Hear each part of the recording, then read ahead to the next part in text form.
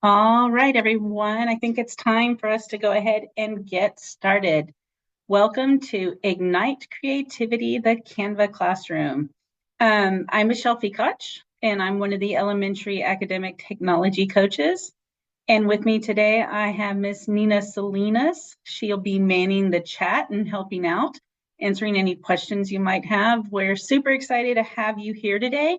We had almost 25 people register for this session. So we can tell like that's definitely a need. Teachers want to learn more about how to use Canva in the classroom. And we hope that together we'll be able to support you and give you all the answers that you need. And if we can't give you those answers, we have hopefully the resources available to us to make sure you find those answers. So welcome everyone. All right, if you notice on the screen, I do have a bit.ly where you can follow along with the presentation. We are also recording this session. So hopefully at the end of the day tomorrow, we hope to send you an email with everything that you need, a recording of the session and the session handout. Any extra resources you might need, we'll follow up with those things. All right, let's go ahead and get this going. So our agenda for today is we're going to talk about what is Canva. We're going to explore some templates. We're going to talk about how to share templates, whether that's sharing templates with students so they can work on something individually or how students can collaborate on a Canva project together. We're going to talk about how students can share those student designs back with you. And then we have a couple of other tricks that we want to share at the end that are just good to know tips about Canva.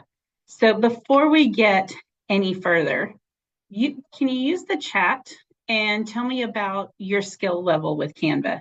Do you feel like you're a beginner and you just want to learn more about Canva, or you are maybe kind of in the middle that you've been using it, but you really want to use it with your students? Or maybe you're that professional, like, I'm just here because I want to see if there's something new that you can teach me. So, basically, if you're a 1, a 2, or a 3, let's just start with those two levels. 1, you're a beginner. You're just trying to absorb whatever you can about Canva. 2, you use it, but you want to use it with your students. And 3, you're just here to see what else you can learn. Let's see, what do we have here? Looking like lots of 1s and 2s, mainly using it to do teacher kind of productivity flyers, but would love to learn more how to use it with our students. Perfect. Okay. Well, that's what we hope to be able to show you. Let's go ahead and get started. Thank you for taking that time to give me a little feedback. All right. So first things first. Canva is in our portal. It is a free tool for all Northside educators and students. When it first came out, Canva had these, we called it freemium. It was free, but if you wanted extras, you had to pay for them, and you actually had to have money in your Canva bank. And if you used an element that was not free, you got charged for it. And that was a couple years ago, like probably about 8 years ago. And since then, Canva has morphed into this, I'm probably exaggerating, but like larger than life tool that has everything that you need, from teacher productivity to student productivity to creating posters, slides, worksheets, everything and more. When I first started teaching, we always thought of like PowerPoint was, or actually, we always thought of Publisher as like this really robust tool because it had all of these different types of elements. Well, Canva is Publisher on not even steroids, like almost like crack, like a totally different level. There's just so many things you can do with it. And the best part is now that Canva is free for educators. So, again, Canva is also on our student portal. Students can use it on a Chromebook, and students can also use it on an iPad. And I'm going to show you an example of some first grade projects later in this session. So super easy to use. Doesn't matter what your skill set is. You really can't mess things up in Canva. All right, so really quick, I want to make a correlation to our Northside learner profile.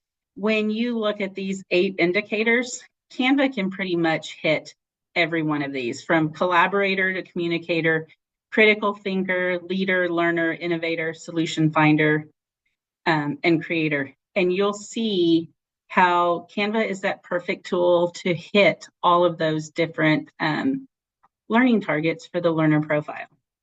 So the best part about Canva is that it has all of these template resources already available for you.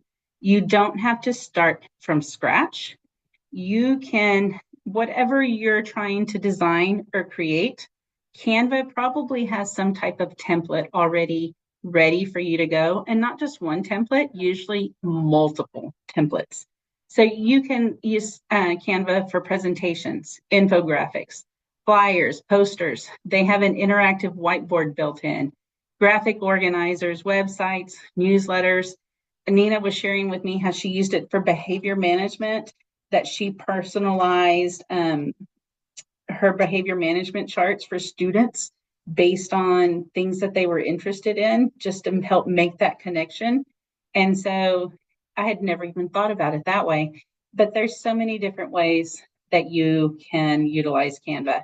And I'm going to exit out of this presentation for just a second, and I'm going to go into Canva. And right here, I'm just going to click on this open menu in the top left corner. And I'm going to click on home. I'm just going to search or show you where the templates are. You have all of these different options right here for the different types of projects that you can create in Canva. But I can also go up here, and I'm just going to start with Veterans Day. If I just type in Veterans Day, and whoops, where did it go? Veterans Day. Now it searched all of my content for Veterans Day. I'm just going to do Canva templates. And you're going to see all of these different items that come up that are templates in Canva that I can use. And so if I do not have a creative bone in my body, Canva's going to help me. It's going to give me a baseline of different items that I can use to make a Veterans Day flyer or a thank you card or whatever it is. If I wanted to do a newsletter, I could just type in newsletter. And Canva is going to search their very robust library. They have over 4,912 templates that you could use. And I could take any of these items and make them mine. And so, for example, I'm just going to click on one. And here is this template. It gives me a little view. It tells me who made it. And I'm just going to select customize this template. And it's going to pull it up right here. Now, one little tip that I always want to share, everybody, for whatever reason, Canva defaults to a very small view, usually like 36%, like it is now. And my eyes are old. I'm going to use this little toolbar at the bottom to go ahead and make this larger so I can zoom in and actually read what's on the screen. And then I can just scroll to see the different sections of the screen. Now, I'm going to make this just a wee bit smaller. One of the things this isn't Canva basics, but I do want to point out a couple of things right quick. Everything on this newsletter is editable, even from the colors to the text to any of the text boxes. Each one of these items we call an element. And when I click on the element, a contextual toolbar will pop up that aligns with what you can do with that element. So this one, when I click on the text box, I have fonts, I have font sizes, font colors, different font features that I can add, even effects and animation. Notice when I go over here and click on this clipboard, the toolbar changed. Now it's aligning with that image. And I can even go here and change the color of my clipboard. So again, every item has its own contextual toolbar that will tell you what you can do with it. And so to me, that's pretty robust right there. Let me try to think. What are some other things right there? I think that was probably it. Just showing you all of the different things that are available within Canva. Do we have any questions so far? Nina, are we good? All right. So the other thing that I want to point out to you while I'm here, I'm going to go back to my menu. And let me just close out of this for a second. Is I want to talk about themes really quick in Canva. So themes are a little confusing for people. You probably have your own personal Canva. And if I click on this menu over here to the right, if I scroll down, I'm going to have Michelle Picaccia's team. This is my personal Canva where I can store whatever I want. Then you're probably going to have a campus team. And notice when I click on this Myers team, it has 574 users. And that aligns with the staff members on that campus and the students on that campus. So everybody at Myers automatically is assigned to this campus. And this is where your students will be storing their work and things like that. And the only reason I'm pointing this out is sometimes you might have more than one team. You might have a team that your grade level created to save your newsletters, things like that. In the beginning, when all of Canva started out, we had to create our own teams and invite people to our teams. And then last year, Canva worked along with Northside to create campus teams. So then that moved us away from having to create teams to share. So some people have a couple of different teams. And so we just want to make sure that people understand how teams work. If you're going to be making something that you want to share with your students or with other staff members, I would suggest you always do it in your campus team just to help with organization. I know we always laugh. If I open something, if I'm in my Myers team and I open something up that somebody sent to me, like if Nina shared something with me, it's going to automatically by default go to that Myers team. And then I have to remember that it's there. But even if there's something there, I can always move it to another team as well. I know that might sound a little bit confusing, but the teams are confusing. And luckily for you, you don't have as many teams as we do because like I want to remove myself from some of these teams because it's too much for me to keep up with. But hopefully you have your personal team, your campus team. If it's something that you're just working on for yourself, for your own classroom, keep it in your team. If it's something that you want to share with your students or with other people on campus, then I would go ahead and put it in the campus team. And I hope that I explained that well. Any questions on that? Yeah, so we have, do we need to make a team for our students or anything like that in order to share with them? So if you're trying to share with students, I would just make sure you're doing it in the campus team because, for example, like for me, last year, I'm new to this role. I was making stuff for like the fifth grade team to use. And then when I got this new position, my sis class that was rostered through Northside was like deleted. And so now I don't have any of those resources anymore. But if I had made them in the Morales campus team, they would have still been alive. So if it's something that you want, that's not personal or not just a flyer, then put it in your school team. Thank you for explaining that. Because Nina just came out of the classroom, so she has a different experience with it than I do. And I was so glad that she was going to be supporting me today because I'm like, Nina, help clarify this for me. So before we start talking about how you can share things with your students, I wanted to give you a couple of different examples. So this was a project last year that I did with the first grade class. We did Canva on an iPad. The students logged into the portal, they launched Canva from their iPad, and they used it in the web browser mode, and they absolutely loved it.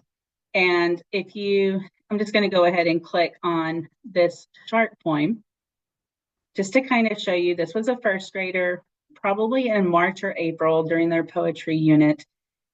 They were so engaged and excited to be sharing their learning in Canva.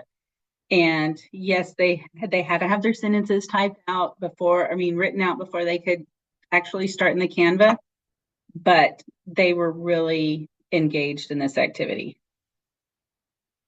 I'm impressed with their sentences. And of course, you can see they had fun adding the clip art.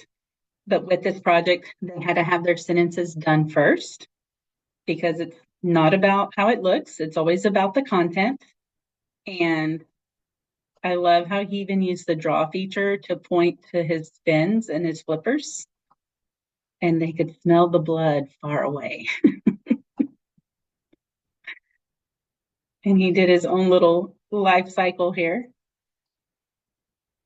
And then they're strong, and their teeth their teeth. I'm going to assume they're strong too. But again, this was just first graders, one sentence, one picture. And then notice we have a GIF in the background to show you the shark fin. And then Nina shared some examples of some third grade. This was conserving the wetlands. Yes, so that matched up with the third grade TEK on conserving the wetlands. So this student had to come up with 3 different ways that they would conserve the wetlands. And then they broke it up by each page. If Michelle, kind of scrolls through, they just added a picture to represent, that way to conserve the wetlands.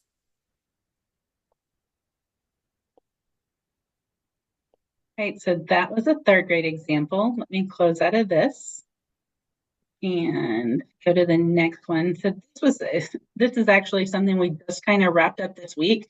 And I wanted to show you this because this was with a bilingual class. And we were just doing an all about me and a todo sobre mí. And with this, the students actually added video. Hi, my name is Alvaro. My favorite color is red, and my favorite animal is Diplodocus. And they did it in Spanish Hola, as well. soy Álvaro y mi color.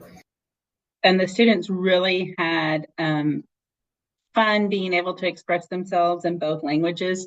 And it's really easy for students to add video or audio. They have the choice in any of the projects that they do. So that's a great way to build on their fluency, those language skills, tell past practice, presentation. Like there's so many skills that could be built into that as well.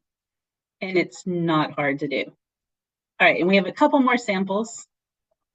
Oops, I got to close that before I can click on the next one. This was another one that Nina shared about the water cycle. And this is just a water cycle poster, correct? Yes, they were just making a poster to represent the water cycle. They had to label it and add their icons there. They did pretty good. Yeah. I was proud of that. Nice. It's very Nice. professional looking. Yeah, that Nice and student was clean. very clean. Yeah. Some students get a little carried away, and that's okay. It's all about being able to express their learning. And And then then this was, this one was a student from last year. At the end of the year, they had their author study. And so they chose Kwame Alexander because we had read about him in class. And then they, added some other popular books and then about their later life, earlier life. And it was just really cool because this was something that I could actually print out for her and she was able to, take it home and show her parents all that hard work that she had did. awesome. Hopefully those examples kind of help get your ideas flowing, but we want to talk about how you get started in doing those things in Canva. And so I'm just going to go back to this slideshow, and I'm not going to go into present mode because I want you to be able to see this, and I'm going to demo it from this presentation right here. So if I had a template or I found something that I wanted my students to use, Remember that template's just that starting point. You can remove elements, add elements, whatever you want to make it yours so it aligns with your learning targets. And sometimes our students need that template to help guide their learning because Canva is so robust that once they get in there and they see all those things, they just squirrel. Like I had kids the other day, I was just doing a demonstration, like an intro lesson. Look at this, look at that. And it's like, no, we're focusing on elements. We're just adding text. And they were just all over the place. I'm like, okay, stay with me for 10 minutes. And once we're done, then we can explore some of those things. So the template kind of helps them stay focused because some of your kids, like I said, they're going to be so excited. One kid actually said, where has this been all my life? And I'm like, right there on your portal. That's where it's been. But getting back to sharing a template. So if I had something I wanted to share with my students, and especially if I want each student to get their own copy, then all I would do is go up here to the share menu. And notice right here, I could click template link. Then I'm just going to, it would say generate a template. And then I would just copy that. And then I could take that and go to Schoology and post it as an assignment, or I could post it as a discussion thread. I can pretty much even, I haven't tried it now that I think about it, in Seesaw. Like if we posted a template link in Seesaw, what would that look like? But I probably honestly wouldn't do that. I would probably use Apple Classroom to share it with my students and have them open it via Apple Classroom. And if you're not sure what Apple Classroom is, reach out to your tech coach if you have an iPad. It's definitely a game changer. So this right here is all I would do, share a template with a student. I want to make sure that each student gets their individual student copy. And again, if you don't see template link here, you'll click see all, the 3 dots. You'll look for template link. You'll go ahead and click generate or create template link copy. And that's all you do to share with a student. It really is that easy. And you always want to do a template link if you want students to get their own copy. If you just go up here to go to share and you generated a link, you're going to have chaos because all your students are going to be working on the same document. And as lovely as that seems, it's usually not a very good idea. Right, Nina? I second that. All right. So let's talk about a design that we wanted our students to work on and maybe collaborate on. So Nina and I have been paired together. We're going to collaborate on a project. I might open up the project, but I need to, as a student, share that with her. So again, I'm just going up to this magic share button right here. And this time I'm going to do a collaboration link. So, or I could go here and I could type in Nina's name like I did. I'm just going to type in John Moran for now. I'm going to go look for John Moran. It automatically populated with his name because he is a member of the team that I'm currently in. And so again, that's the beauty. Like if you're using a campus team, students don't have to type in emails or anything like that. They just start typing each other's names in and it automatically starts to populate. And so I typed in John's name and I can decide what kind of access I'm going to give him, edit, comment, or view. And then I click share and he's going to get a notification that he now has access to this design and he can also edit it. Now, if I don't want John to edit and I only want him to view, I could change those rights that quickly too. Again, this is how students would collaborate on a design together. Just share, type in the name, and share again. And those students you will get a notification for that. And I'm going to show you really quick what those notifications look like. I'm just going to go back to my menu on the top left side and click home. And every time somebody shares something with me in Canva, this little bell goes off. And if I click here, I can see all of the different items that have been shared with me. Now, this is where I also have to be careful. I have to think about what team I'm in when I open this item, because if I'm in a campus team and I open it, then that's where it's going to hide. That's what I always say. Where's it hiding from me today? Where was I working on last? Because then I have to go and move it from that team to the right place and then delete it from that other team so I don't have multiple copies working. Hopefully you don't have to deal with that. I don't think you do. So, all right. So that was the bell. I'm going to go back. Let me just close this window and let's go back. Any questions so far? Is this making sense to y'all?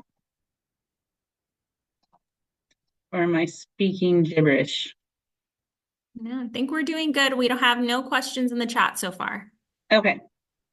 So I wanted to show you how a student shares a design. So that's one of the big issues. Once we create something and share it with our students and they're working on it, we've transferred ownership of that item to them, and I no longer have access to it. So for me to get access, students have to share it back. And there's a couple of ways that they can do that.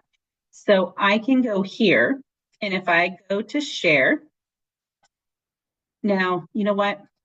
Let me get out of this, and I'm going to explain why. I'm going to go to a campus team because it makes more sense in a campus team than it does in my team. So I'm in the Driggers team, and in this Driggers team, I'm a student. I'm not a educator or a teacher in this team because of the way that it's set up. So I have student access here.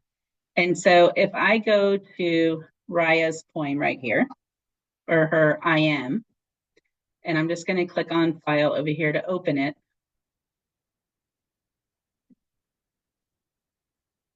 When I go to the share button, notice my options look different as a student. Students don't have the same options as educators. Due to privacy issues, students cannot get a template link. They can't get a link to just share with anybody. They can send to teacher, they can get a collaboration link, but what we want them to be able to do is share it back with their teacher. If I wanted to share this, let's say my teacher gave me this item in Canva to work on, not in Canva, in Schoology to work on, but I need to share it back with her. I'm going to do this collaboration link. So with this collaboration link is how students can share, one of the ways students can share their work with you. So if we go here with only people added can access, or I can go click on Driggers. Anybody from the Driggers Elementary team can access. I probably don't want to give edit right, but I'm just going to click copy link. And now the students can take that link and go back and paste it into Schoology or on a Padlet or whatever tool you might be using to collect those student responses. Now, with this though, only people who are on the Driggers team can view it. Parents can't view this because they don't have access to that team. So this is only between like the teacher and the student or any other staff members. The second option is students can send to teacher. So if I click send to teacher, I'm going to just get a drop-down list of teachers. They do have the option to type a message, and students are like, can I send a message? And I'm like, well, it depends what are you going to say in that message. And when they're ready, they'll click send. The teacher will receive a notification that it's been sent to them. But the great thing about when the teachers receive a notification, the teachers get the option of giving students feedback directly in Canva. And so then they could use the comment features to tell the students, hey, slide 2, you might want to check your punctuation, and give them that feedback directly in the project. Whereas if I'm just posting the link in Schoology, then I have to give them that feedback within Schoology. Does that make sense? Do we have questions about that? No questions so far. I'll wait to see if one comes in. Okay. So one of the things I did want to point out, so like I said, if it's in this class, again, students can't publish it, but a teacher can publish it to share with parents. And so that's one of the big differences. So one of these projects that we were working on, let me go back to home. So because I'm just a student in this Driggers classroom, we were working on these projects and we wanted to share them with parents, but I don't even have those rights to share those with parents. So I had to transfer all of these files because we didn't want to bother the teacher to do that. I had to transfer them to a different team so my rights would change and I could get a public view link that we could share with parents. And I know it sounds a little complicated. It's really not. But you just want to think about your audience and who's going to view this work. And for this instance, like these All About Me, it's part of their dual language program. And we wanted to share these with parents. So we had to make sure that parents could view these. Good. All right. So we're going to stop right here. I've gone through the different types of flavors that you can share, student designs, and all of those things. It is 4:07, so I want to give you let's do about 8 minutes of exploration, and then we're going to come back and share a couple of more things with you, but kind of explore those templates. Find a template that you might be interested in doing a project with your students and getting that template link and putting it into Schoology or whatever LMS you use. And we'll stay on here to answer any questions you have, or if you're a newbie and you just want to explore the templates and kind of edit some things, we're here and we can answer any questions you might have. And I'm going to go ahead and set an 8-minute timer. Patterson, that was a good question. She said, let's say I have a template for a group project. Would only one kid need to open the template to share it with their group members? Yes. So I would have the one student open it. They are kind of the tech genius, share it out to those students, and then the other students are just waiting to get that notification that it's been sent to them. And I'm just going to demo how you would share this in Schoology. So I'm going to go up here to the share. I'm going to get that template link, and I already created one. I'm just going to go ahead and select copy. And let's go to Schoology.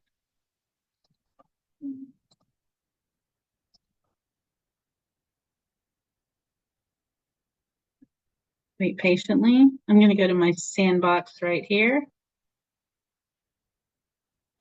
And I'm going to go ahead and select add materials. Now I could add this as an assignment. I could also add this as a discussion if I just wanted my students to post their links here. Nina, as a former fifth grade teacher, what would you suggest?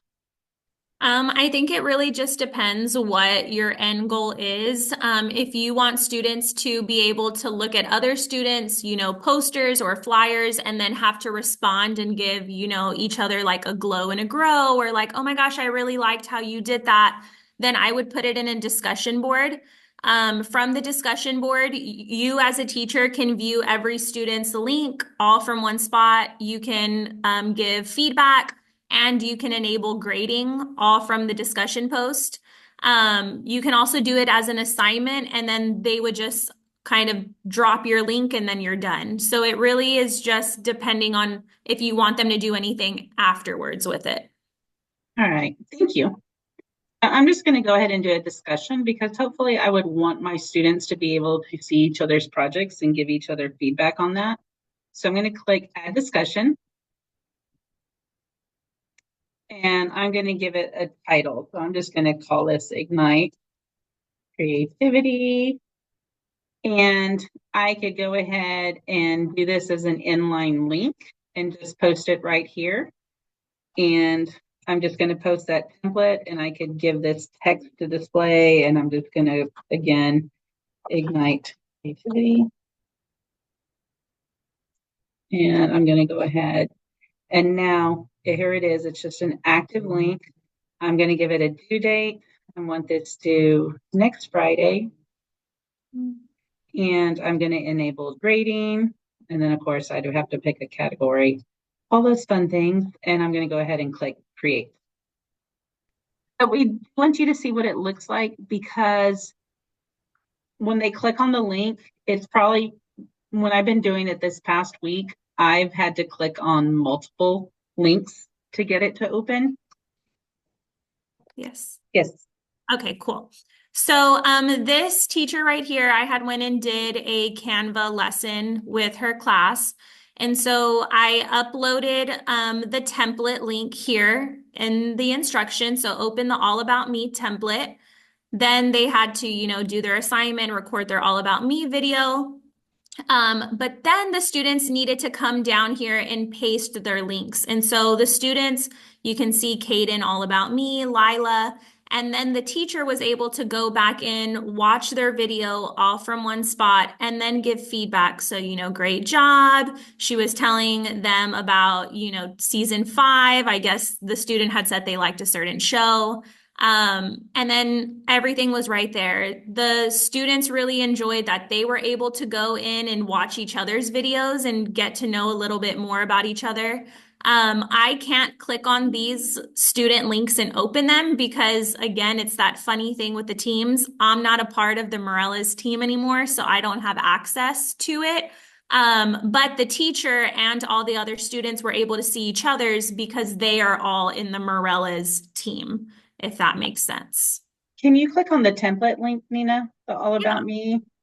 So So when it's going to student open. clicks on that, it'll redirect them. The computer's going to think a little bit.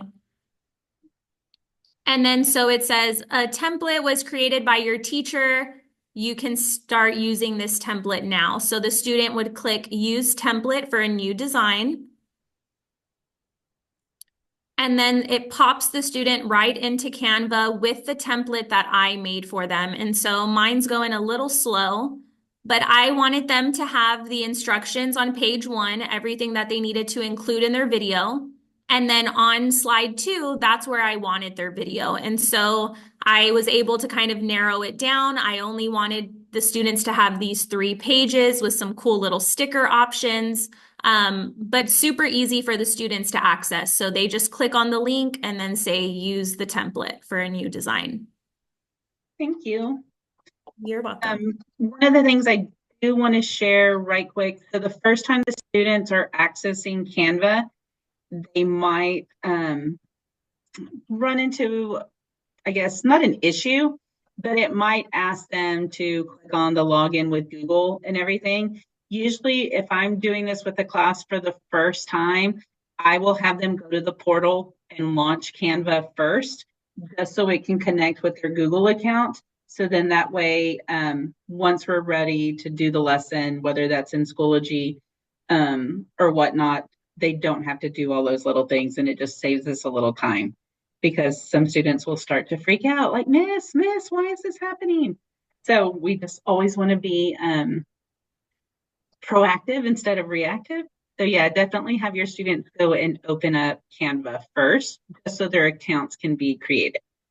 So before we go any further and show you but wait, there's more. Does anybody have any questions? Yes, I see one from Melissa. Is it pretty easy for students to see how to add a video or audio? Is it We user friendly for them? we will show you that. So on this screen, if I wanted to add a video, I'm just going to go right up here to upload, and notice on this sidebar, you can record yourself. I'm going to select record myself. My camera's already in use. Let me see if I turn off my camera, or it's going to just do my voice. So it just puts my little avatar here. But if I clicked record, it's going to give me a countdown. Hey, everybody, but wait, there's more. I'm going to click done. save and exit, and it's going to embed that this was an audio file. Hey, everybody, but wait, there, just like that. So that's how quick and easy it is for them to be able to embed an audio or a video file. And it would do this on every screen. If you wanted them to record their whole presentation, then that would be under present, and that would be present and record, and that would do every slide. But the way we just showed you with the uploads is for one video or one audio file per slide.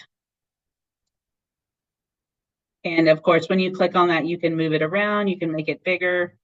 It really is nice and easy to use. All right, that was a great question. So we wanted to show you the QR code generator.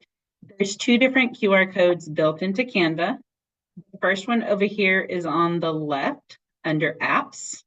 If I click apps and I type in QR code, there's a whole bunch of QR code generators. I'll be honest, I just go with the simple one. I don't need anything fancy. But you know what? Before I do that, I need a link to be able to generate a code. I'm going to go here to share, and I'm going to do a public view link. And this means that anybody can access this link. They don't have to have a Canva account. And this is what we would want to take in consideration if we were sharing with parents or anybody outside of the school. I'm going to select copy. I'm going to go back to this QR code. I'm going to select open. I'm going to paste that URL and select generate code. And wham, bam, thank you, ma'am. There is a QR code that I can copy and embed anywhere that I want. And you do have some customization features as well. If you change any of these, then you just want to make sure you update the code. So that's one. Now, my other favorite way to create a QR code is if I go over here to share and click on the three dots to see all. I'm going to select QR code here. I need a URL. And Canva wants me to select a page. And notice if I go to page 1, it's going to generate a QR code, and it's going to take that image from page one to make my QR code. And if I click generate QR code, it's going to do the Canva magic. And now I can download this cute little QR code that I can use anywhere that I want. So if you want something just plain, that would be the app over here to the left. And if you want something that's a little more visually appealing, that would be under share. Pretty cool, right? All right, so the YouTube app, same over here as I did with the QR code. I go to apps and I type in YouTube, I can embed a YouTube video. And the reason we want to embed a YouTube video into a Canva is it takes away the ads. Yes, it takes away the ads. And it doesn't matter if you do this in Canva or our friend Google Slides. Anytime you embed a video into one of these types of projects, the ads go away. So if I go to YouTube, I have to search for my video. I can't just have a URL that I try to embed directly into Canva. I'm a big fan of Kid President, and I know that's aging myself. But when I was a classroom teacher, we loved Robbie and everything that Robbie did. But just like that, I can embed this. If I present this, the links will be gone at the end. So definitely, if you use a lot of video in your class, using that YouTube app to embed those videos is a game changer. All right, and the last thing I want to show you, and Canva just released this. Like Nina and I were just talking about this the other day. We're like, did you see this? It's hot off the press. Hot off the press. I think this was part of their November glow up or whatever it is that they were promoting. I'm going to go back to home. I'm going to leave this for a second. And I am going to go back. Let's see. Now I got to try to remember how to get there. Let me just go back to templates, sorry, over here on the left side. I'm going to go to templates and I'm going to scroll down and look at these ready to teach lessons. I'm just going to go over here to circuits and electricity. Previous fifth grade teacher in me is coming out and loving this lesson. Now notice this lesson has 4 different parts. We have everything from a presentation to a worksheet to a video to a graphic organizer. If I scroll down, it has all of these items as an individual resource. So I could use this lesson in its entirety, excuse me, or if this was something that I wanted to assign to my students, and maybe on day 1 we're just doing this part, then I could take each one of those elements to assign to them in Schoology for them to be able to access. And again, I could use this as I see it, or if I know that this is way too much for my kids, I could go in here and edit this and make it mine and use it for my teaching or as a center. But these templates, y'all, are amazing. There's so many different ones. I wish I could tell you more like who created these or where they came from, but they just added them and they're awesome. So if you are not, well, I guess they were created by Canva because it says right here, the Canva Creative Studio. Really take some time to check those out because I think I'm all about working smarter, not harder. And if I can find something that can help me enrich the curriculum and make it more engaging and inviting for students, then why wouldn't I? Right? And so you can sort by subject, by grade, even by resource type, see what is out there. I'm really excited. I mean, what was it, Monday or Tuesday? We looked at those. Yeah, I think. Sorry. Yeah, super cool. Sorry about that. All right. So that wraps up our session for today. Just a quick reminder. Sorry, I'm trying to get to back to my presentation. And I've got too many things open. We did want to share some resources with you.